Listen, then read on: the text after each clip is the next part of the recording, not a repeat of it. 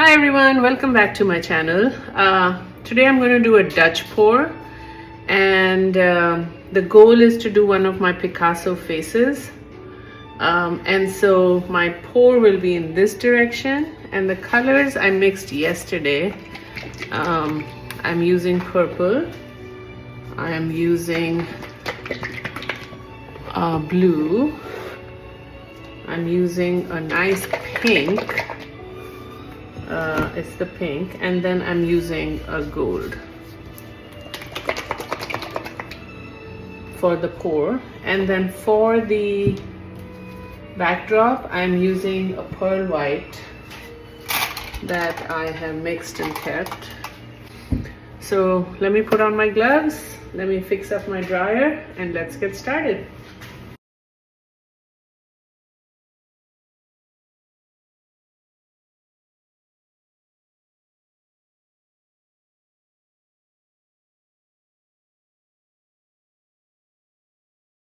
Oh, I need more. All right, so step one, that why one needs to keep practicing, is I forgot to leave some white in to use after I've done my color. So I'm going to mix some more of this and be right back.